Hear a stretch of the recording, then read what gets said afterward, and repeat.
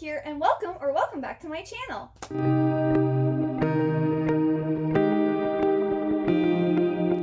So this is the start of another weekly reading vlog. It is currently Sunday, July 3rd, and I have not finished a book yet, which is not good. So I'm going to be starting out today by trying to finish reading The Sinister Mystery of the Mesmerizing Girl by Theodora Goss. And I am right at the beginning of part 2, and I think I have like 190 pages left. I do have this both physically and on my audiobook, and I do have like cleaning and stuff I need to do. Our apartment is going to have like a inspection, and so I'm not really sure what they're looking for. We just have to make sure, like, our apartment doesn't need to be immaculate, but at least needs to be like organized, and I don't know about dusted, but wiped down, and it needs to look presentable. So I might be listening to this some while I do that. But I also plan to go to Mel's sprints, her Citadel sprints this morning, which are going to be starting here in like a half an hour-ish. I need to get up my winter song reading vlog, and then I have to film 2 videos today. I need to do my mid-year my mid-year check-in, which is also the mid-year freak-out tag, but I'm not freaking out because I'm actually doing better than expected this year. So I'm just doing a check-in, which you will see before this video. So I will link it up here somewhere. And then I also need to do my June book haul and fairy loot unboxing, which will also already be up. So I have a very busy day, but then luckily both of my husband and I have off tomorrow because it's July 4th, so we can do chores and stuff tomorrow too, and I can get more reading done. So I'm hoping to finish this today. If not, definitely tomorrow. And then I want to read Little Lord Fauntleroy, and this is by Hodgson Burnett. And I've tried to pick this up several times and failed as a child, and maybe as a teenager too. But I haven't tried reading it as an adult yet. And I also got a picture book version that's only like 160 pages. So I'm hoping I can get through this. And Little Lord Fauntleroy is actually Burnett's first book, and it's the book that made her reputation. And then she also wrote The Secret Garden and A Little Princess, and A Little Princess is my favorite book, and then The Secret Garden is also really good. And there's a Hallmark edition version of the movie from the 80s. That's like one of my favorite movies. Absolutely love it. This is about 7-year-old Cedric Errol, who lives a footloose life in the back streets of New York City, and he learns to his amazement and everyone else's that he is in fact the sole surviving heir to a British earldom. Summoned across the Atlantic by the bad-tempered, gouty Earl of Dorincourt and forcibly separated from his beloved mother, Cedric has only his good nature and loving, generous heart to sustain him in the strange new world. The Earl, feared by his servants and loathed by his tenants for his cruelty, is bewildered to find that his new grandson, far from being cowed, believes that deep down he is truly kind and compassionate. The Earl is slowly won over by Cedric's display of Republican and decidedly American egalitarian sensibility, one that even Jefferson would have applauded. Contrary to the popular image of Little Lord Fauntleroy as a simpering child tied to his mother's apron strings, Cedric is robust, determined, and straightforward.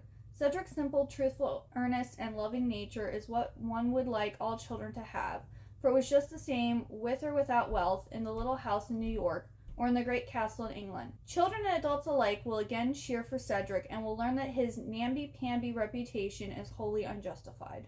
But yeah, I'm hoping to get this read because one of my most anticipated books for the year, A Secret Princess, came out, and this stars Mary from The Secret Garden, Sarah from A Little Princess, and Cedric from Little Lord Fauntleroy. So Little Lord Fauntleroy is the only, book I haven't read to know about the character. So as soon as I get that read, I am then going to read A Secret Princess. I would just start reading this now, but I kind of, since it is based off of characters from other books, I want to read about all of those characters. They actually have, this is like a series of standalone novels because Margaret Stohl and Melissa Cruz, I think last year or the year before that, wrote Jo and Laurie, which is based off of Little Women. So it's interesting that their next one is actually, they just took the most popular main characters from Hodgson Burnett's books and they made a story about it, But I am so excited for this, so I want to like start this as soon as possible, and I'm hoping it's amazing. But you know, I've had some bad luck this year. Like books that I thought were going to be absolutely amazing have just been like, and the books I'm like, okay, I'll read it. We're like, oh my goodness. So yeah, I'm hoping this is a 5-star read, but we will see what happens. We will see if these ladies, you know, do justice to Frances Hodgson Burnett or not.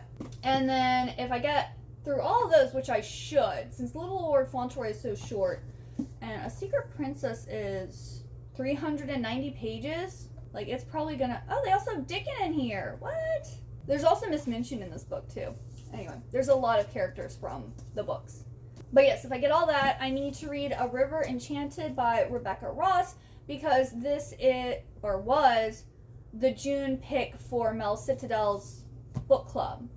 So I'm behind, and I need to read this. And then I didn't put it in my July TBR because I don't know if it had been announced yet. Like, maybe I was behind, but apparently The Stardust Thief is Mel Citadel pick for July. So I added that to my July TBR, but I don't know if I'm going to be able to get to it or not. I have a little notebook, and the notebook is completely filled. Like, every line is filled with books that I need to read, and I don't think I'm going to get through them all. We will see, especially since I also just added Little Lord Fauntleroy. That wasn't originally on my TBR either. And I also want to read the second book following Talon, because Talon is like my second novel that got a 5-star this year. Out of my like one, I don't know, I've read like 113, 114 books this year so far, and I've given 2 books 5 stars out of all those. Now, granted, I gave some manga 5 stars, but like manga more easily gets 5 stars than regular books do, because manga's cute and sweet, and you know, if it makes me smile and laugh, it's probably getting a 5 star. That is my plan. I need to get ready to go to Citadel Sprints, and I will check in probably once I finish the Sinister mystery of the Mesmerizing Girl. Everything everywhere all at once, so it was just like a best friend day, and I didn't want to, you know, kind of put a damper on that by pulling out a camera. And so there is going to be a bookshelf tour. It's going up. Do I have no shelves aren't in? I bought the cheat sheet yesterday because I needed to reward myself for being alive. I love that, Isabella. I freaking love that, and I hope that you enjoy that when you do get around to it. But yes, we're gonna start this whole thing. I'll see you guys on the other side in 45 minutes, and happy productivity depending on what you guys are doing.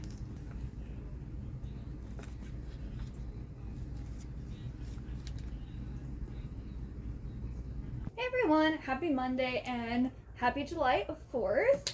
So I did get a lot of reading done yesterday, which I'm super excited about. So I did finish reading The Sinister Mystery of the Mesmerizing Girl by Theodora Goss, like I thought I would, and I ended up giving this a 3.5 stars. This series in general I really enjoyed, but I wouldn't say it's a favorite because it never like blew my mind. It never really surprised me, or I wasn't holding my breath like turning the pages. It was just, oh, this is a nice read.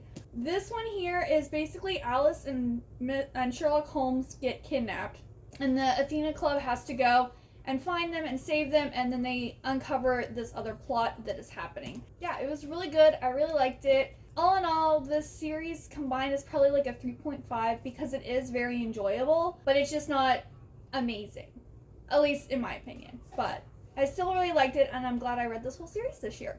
And then I did start listening to Little Lord Fauntleroy. I did get to chapter 5, which is page 52 in this big book here. I started off listening to it as an audiobook, and then I read some of it last night physically, and then I have a whole bunch of stuff to do around my apartment today, so I'm probably going to finish listening to this on audiobook today, because I probably have like 3-ish hours to listen to, because this is a very small book. This is like 160 pages, so I have like 108 pages left. And there's also pictures and stuff, so it's really not that many pages. But yeah, this is about, we have Cedric or Seti, and he lives over in America. It's actually funny because they're talking about July 4th in this, and I started reading it yesterday.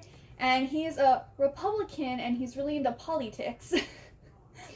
And he's like best friends with this grocer guy, and like everyone who meets him really likes him, and he's just like this very beautiful little boy with long blonde ringlets in his hair, and blue eyes, and he's just so sweet, and he's also hangs around adults so much that he is more mature for his age. So I'm thinking Sarah Crew was inspired by Cedric, because this was Frances Hodgson Burnett first book, and then Sarah Crew was, I don't know, like, you know, later on.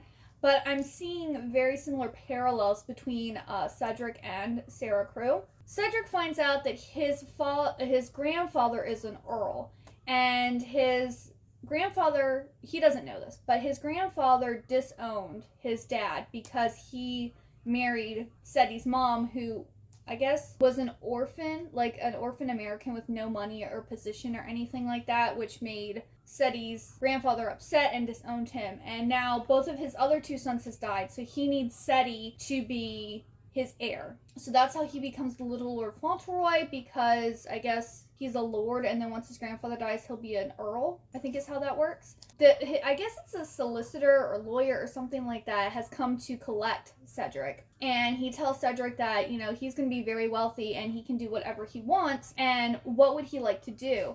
And he is so sweet. Like, he does not want anything for himself. He's like, oh, I want to get the lady that sells apples, I want to get her a tent and a heater and a shawl, and I want to, like, make sure that she has enough money so that she doesn't sell her apples, or she doesn't feel like selling her apples. She doesn't have to, because she's really old and her bones really ache, and I just would hate to be in her position.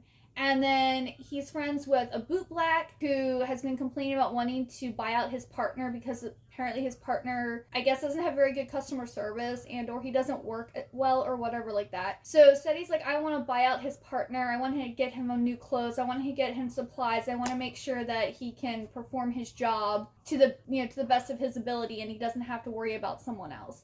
And then he wants to give Mr. Hobbs, who's the grocer, a gold watch to remember him by. And it's just so sweet. So he goes around and gives all of this, like, money and things to people.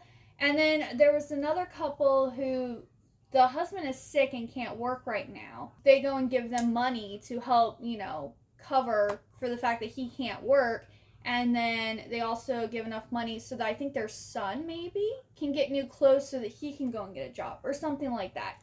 And I really liked it because he's just not needlessly giving people money. He's actually he's almost like investing in people's businesses without asking for like without charging interest or anything like that. He's just like, I want to help you succeed in life. So here are things that you need to succeed, which I thought was really, really sweet. And up to this point, he still hasn't gotten anything for himself. And he's now moved over to England with his mom, but he is not going to be living with his mom. He doesn't know why, because he doesn't know that his grandfather doesn't like his mom. I'm looking forward to reading more of this. It is really cute. It's still not like as intriguing or exciting as The Secret Garden or A Little Princess, but I am getting those happy feelings from it that you get from those other books. It's just a feel-good book about a sweet little boy who wants to help others, which is really great. I'm probably going to finish that today, and then depending on how quickly I can get my house cleaned, or I should say my apartment cleaned, I might start listening to A River Enchanted on audio. But if I get all my stuff done by the time this audio is done with, then I'm going to start reading a Secret Princess, because that's what I really want to get to next, but I actually want to read that. I don't want to listen to it. So yes, I will check in later. Hey everyone, and happy Wednesday. I didn't film yesterday because I was super busy all day long. It was just nonstop.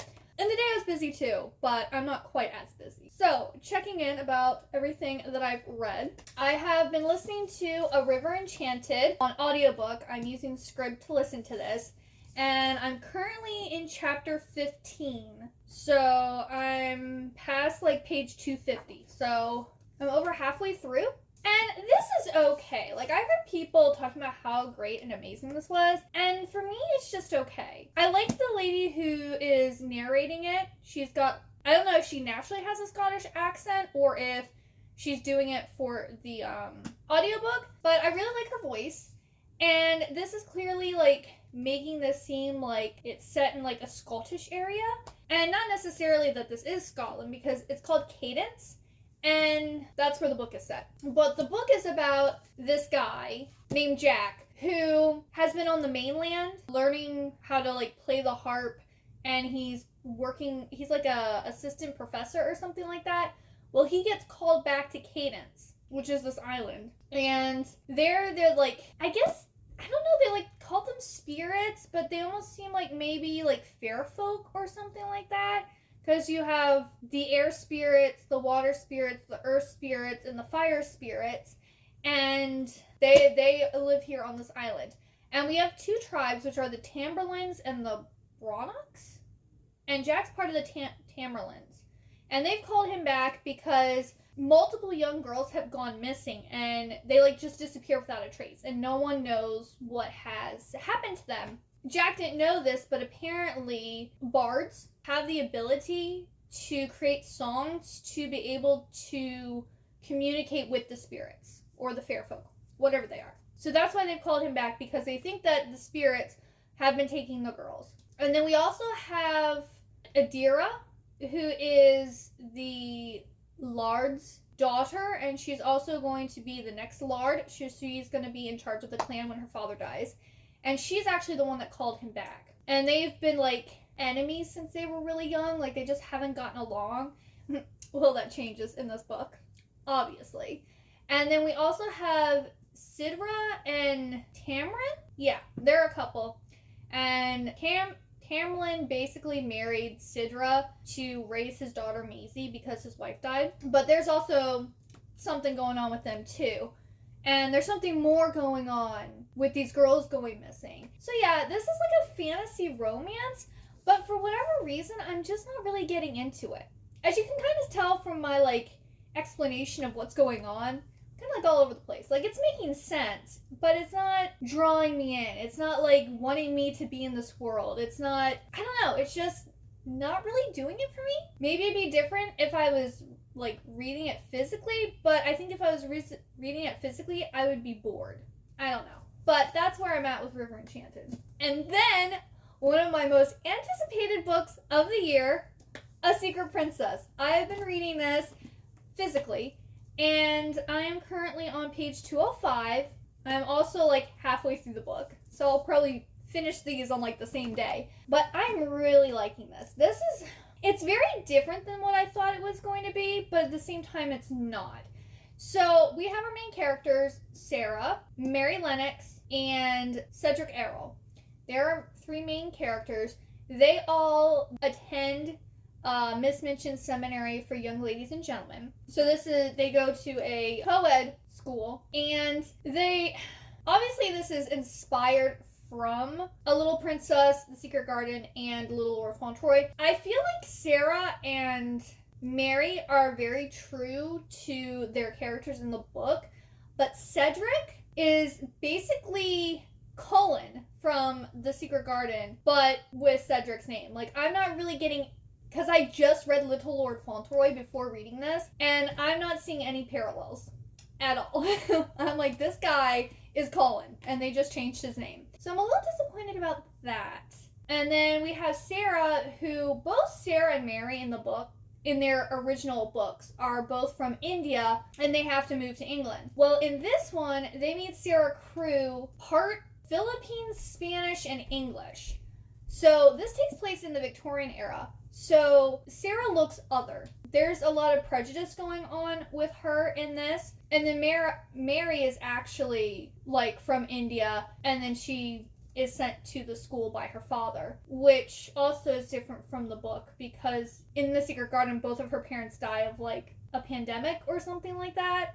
It was something that was sweeping through India that knocked out both her parents. But in this, both their parents die. They end up orphans. Cedric is not an orphan though, but they also So in this, they have it that his family apparently doesn't like him, and they're ashamed of him because he has like this disorder where he can't walk for very long, and if he walks too much, he becomes bedridden, and he has like he shudders and stuff like when he's standing. And so he was sent to the school basically because his parents are ashamed of him. But in Little Lord Fauntleroy, Cedric is adored by his grandfather and his mom, and like everybody adores him. So like Cedric in this is nothing like the book character at all. Like they just took his name. But of course, Mary is super like, what's it? Mary, Mary, quite contrary. How does your garden grow? like that part in the beginning of The Secret Garden, they made her very contrary in this, but Sarah's very sweet, she's very kind, she's very thoughtful, and then Cedric just kind of becomes their friends and gets tagged along with the rest of them. And stuff happens, and they decide that they're going to run away from Miss Minchin's school. And they have just found out that Cedric is a lord. Or, yeah, he's a lord. Well, Sarah has found out. Mary's been arrested. But it's really good. I really like it. The writing style is very similar, I think, to Frances Hodgson Burnett. And it's giving the same, like, feels, like the warm, cozy feels so far. I'm just a little disappointed that they didn't stick true to Cedric, where they did with... I mean, they took the least amount of liberties with Mary. And Sarah and Cedric, they've really changed them up. But I am really, really enjoying this. I'm liking this a lot. No regrets here. So yes, that's the reading. Now, I got an Amazon package, and I also went to Barnes & Noble and Victoria's Secret today. We're going to have a little haul. You know, why not? So first off, I did the buy one, get one 50% off. So I first saw Small Favors by Aaron A. Craig, and I wanted to get this on my Kindle, but I've been waiting, and the Kindle book has not gone on sale at all. It's been like $10.99 or $8.99 the entire time, and I'm like, I'm not paying that much for a Kindle book. But this, I believe, came out last year. It's by the same author who did The House of Salt and Sorrow, which I also need to read, but I do have that on my Kindle. I think this is like a thriller. I'm pretty sure it's a thriller. It says, the heart's desire always comes with a price. Ellery Downing is waiting for something to happen. Life in isolated Amity Falls, surrounded by an impenetrable forest, has a predictable sameness. Her days are filled with tending to her family's beehives, chasing after her sisters, and dreaming of bigger things, while her twin, Samuel, is free to roam as he wishes. Early settlers fought off monstrous creatures in the woods, and whispers that the creatures still exist keep the Downings and their neighbors from venturing too far. When some townsfolk go missing on a trip to fetch supplies, a heavy unease settles over the falls. As the seasons change, it's clear that something is terribly wrong. The creatures are real, and they're offering to fulfill the residents' deepest desires in return for just a small favor. These seemingly trifling demands, however, hide sinister intentions. Soon Ellery finds herself in a race against time to stop Amity Falls, her family, and the boy she loves from going up in flames. So this one's really good. I've had my eye on this since it came out last year, so I'm probably going to be reading this soon. Or I should probably read House of Salt and Sorrow first. Yeah, I'm really looking forward to reading this. And then I've heard so many people talking about Half a Soul by Olivia Atwater. Like, they're like, oh, it's House Moving Castle and Pride and Prejudice, like, mished together. They're like, it's amazing. And I was just like, those are both things I like. So let me check it out. It says, it's difficult to find a husband in Regency England when you're a young lady with only half a soul. Ever since she was cursed by a fairy, Theodora Eddings has had no sense of fear or embarrassment, an unfortunate condition that leaves her prone to accidental scandal. Dora hopes to be a quiet, sensible wallflower during the London season, but when Elias Wilder, the handsome, peculiar, and utterly ill-mannered Lord Sorcier, discovers her condition, she is instead drawn into dangerous fairy affairs. If her reputation can survive both her curse and her sudden connection with the least liked man in all high society, then she and her family may yet reclaim their normal place in the world. But the longer Dora spends with Elias, the more she begins to suspect that one may indeed fall in love even with only half a soul. So I wonder what having half a soul does. I don't know. But this also sounds really good, and I want to read this one soon too. And then I got my Amazon package.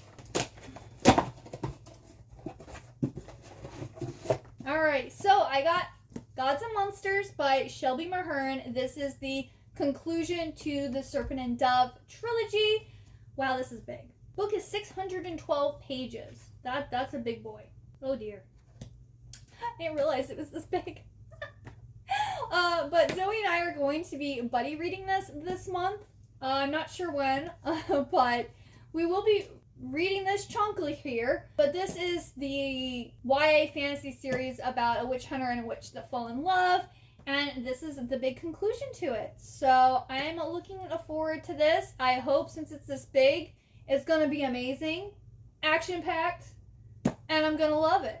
We'll find out. And then I really love Allison Noel. What was her series that she first came out with? Her original series that she came out with. I really like that one. I want want to say it was like Evermore or something like that. I don't know if that was right. I don't know. It's been so long ago since her first series came out. But I really like that one. And then they had the Riley Bloom like spin-off kind of series. That the Riley Bloom was the sister of the main character in whatever series I'm thinking about. And then she also, I think, has a series based off of like Native American mythology, if I remember. And now she has this one here, which is supposed to be like Dan Brown meets Indiana Jones. What? That sounds amazing. I think this has something to do with time travel too, if I remember correctly. Yeah, this girl's recruited and sent to this school for time travelers, which sounds really cool. I love time travel. Anything with time travel in it, give it to me. And it looks like she meets a boy named Braxton, and there is an elaborate puzzle of history and time, and she might be one of the missing pieces. That sounds really cool. I also really like this cover. But what?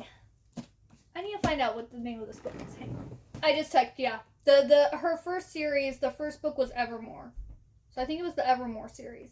Really good. Love that series. So great. I don't really reread books, but if I did, I would totally reread that one. I mean, I used to reread books, like, back when I was first collecting books and I didn't have more than I could possibly read in a lifetime, I did reread them. So, like, I reread quite a few of Cassandra Clare's books. And I reread A Little Princess, like, almost every year. That's, like, the one book that I will reread until the end of time. But other than that, I really haven't reread any books. Oh, I did reread Nevermore. It was the first book of the Edgar Allan Poe mystery series. I did reread that one. And there will be some other books that I'll have to reread because I read the first one and never finished the series. And now I have no idea what the series is even about because, yeah, it goes in my brain and other things fill up and then things get pushed out of my brain. Oh, and then I also went to Victoria's Secret. So I got this here. This is Victoria's Secret Allison. This isn't really my color scheme, but it is so soft. Like, this is one of the softest, like, sweatshirts I've ever felt in my life. So I basically got this to sleep in. And it says On Point. I don't know what that is for Victoria's Secret. I had this, and then these other two things I got say that they're, on the tag it says On Point. I don't know. Is it, like, an off-brand? Like a sub brand of Victoria's Secret? Because this is Victoria's Secret's On Point. I don't know what that means. Or collaboration, maybe? I don't know. I cannot wait to wear this. It is just so soft. And then I got this cute little set. So it's these, like, sweat shorts. And they have pockets on the other side. And then there's also a back pocket that has VS on it.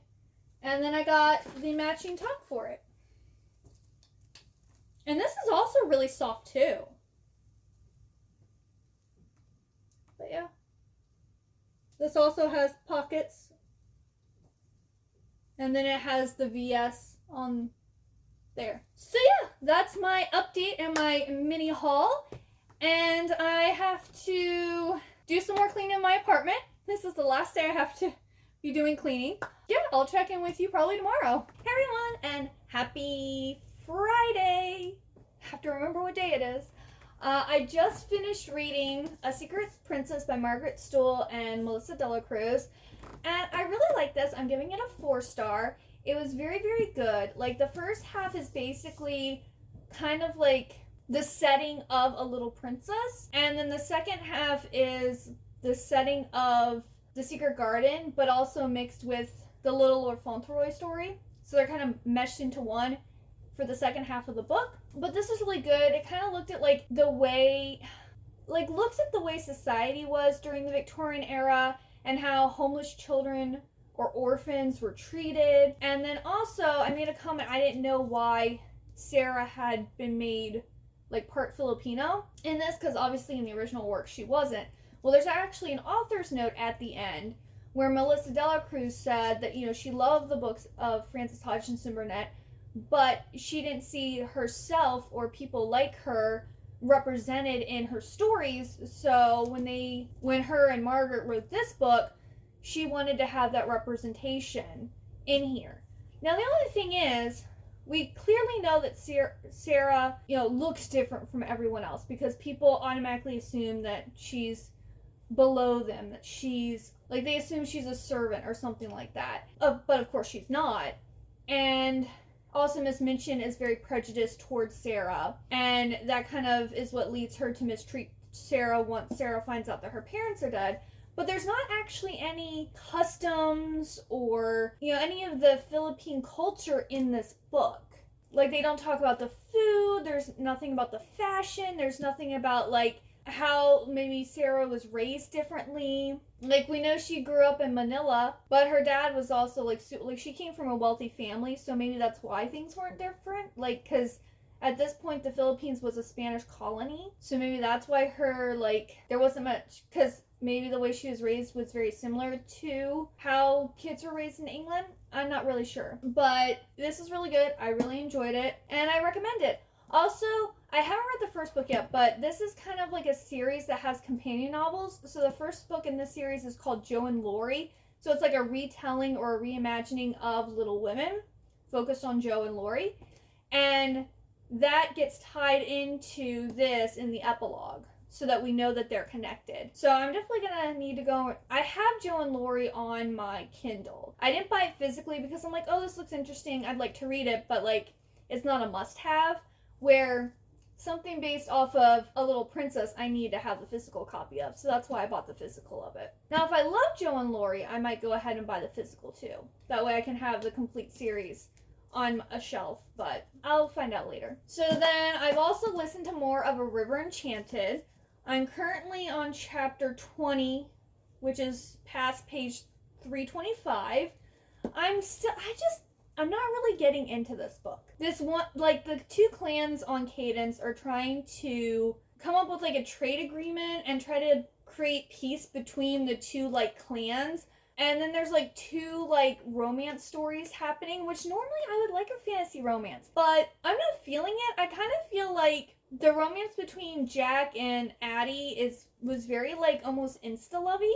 Like, they hated each other as children, and then Jack comes back after 10 years of being gone, and all of a sudden Addie wants him. I don't know, it was very weird. And then we have Sidra and Thorin?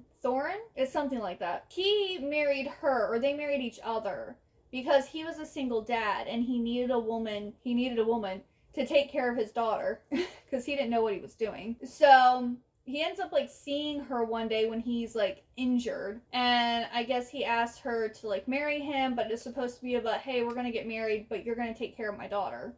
And she's just like, okay, because, you know, I get my own house, I get to take care of a cute little kid, sure, why not? But then, like a relationship is forming between them, and she keeps on thinking that he's never really gonna love her because he really loves and misses his first wife, but he clearly feels for her more than, you know, she thinks. I don't know. I'm not really invested in either of the relationships. There is magic, but not really, because they have this thing where they can, like, weave or, like, put charms into objects, but it drains the person who does it. So it's kind of like equivalent exchange type things. Like, oh yes, you can put this charm into, like, this sword or this blanket or something like that, but it's going to, like, make you ill, it's going to harm you, and the more you do it, the worse you're gonna get. Very interesting, like, magic system, but it's not even, like, really presented as magic. And then you have these spirits that, like, exist in Cadence that kind of, like, mess with you. They come off as, like, the fair folk. They seem very, because they, like, you know, they talk about, like, making people so they're lost, and, like, changing the landscape, and people leaving offerings and stuff for them. So they seem very much like the fair folk, but they're elemental fair folk. It's interesting, but I'm not loving it. I'm thinking this is probably going to be like a 3-star. I don't know. And I know there's a sequel. I'm probably going to read the sequel, but I don't know. Maybe, like, you'll have a shocking ending or something. And then one of the missing girls has returned. So there's that, because in this some girls have gone missing, including Thorin's and Sidra's daughter. So yeah, I'm going to work on reading this some more. Maybe finish it today, because I don't have much left, or I'll definitely finish it tomorrow. And then I don't think I checked in yesterday. I basically worked, went grocery shopping, and then watched 2 episodes of Stranger Things. I think I'm now on episode 7. I'll be watching more of that next week. But yeah, I will check in again when I finish reading A River Enchanted.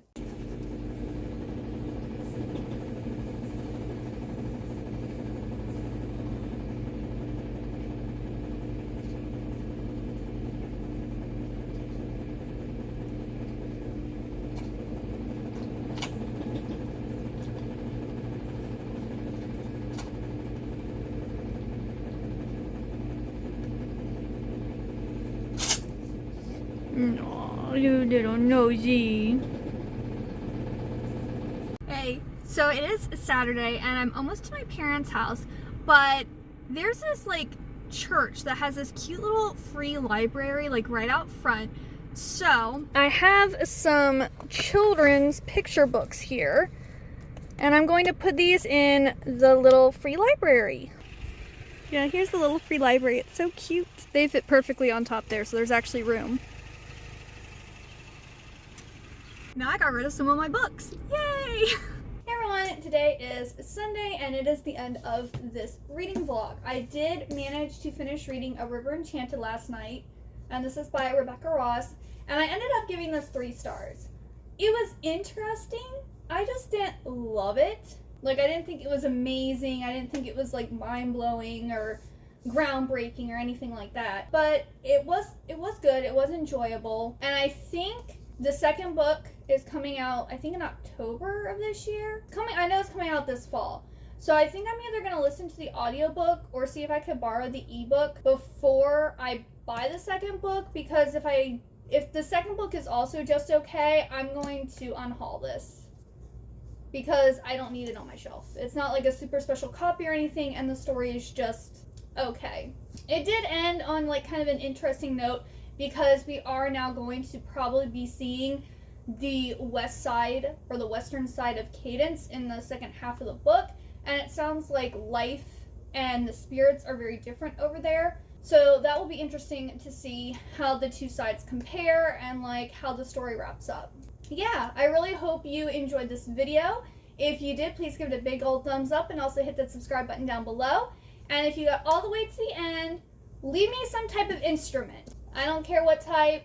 If there's a harp, leave a harp. If not, leave whatever instrument you want for A River Enchanted. And I really hope you enjoyed this video. I hope you have a wonderful, good day or night, and I hope to see you next time. Bye-bye!